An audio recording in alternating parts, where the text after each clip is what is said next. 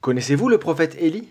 Je ne vous parle pas du caractère joué par Denzel Washington en 2010, mais le prophète Élie de l'Ancien Testament. Il a vécu sous le règne du roi Achab, qui fut le 7e roi d'Israël et régna entre 874 et 853 avant Jésus-Christ.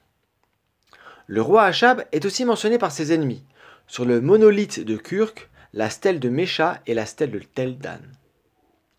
Autrement dit, son historicité n'est de loin pas remise en cause.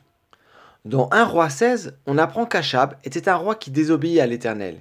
Il a, par l'intermédiaire de sa femme Jézabel, encouragé le peuple d'Israël à se tourner vers d'autres dieux.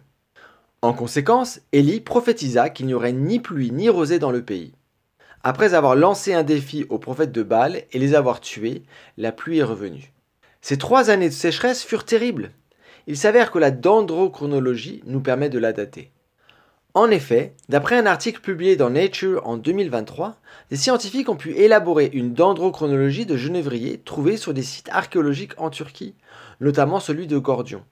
Cette chronologie s'étend de 1775 à 748 avant Jésus-Christ.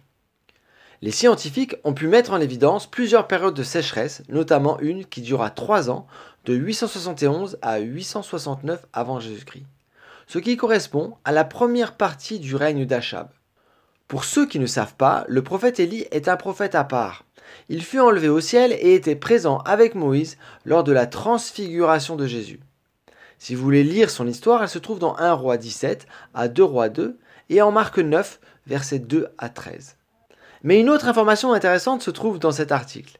En effet, les cernes des genévriers ont révélé une autre période de sécheresse, plus longue, de 1198 à 1187 avant Jésus-Christ.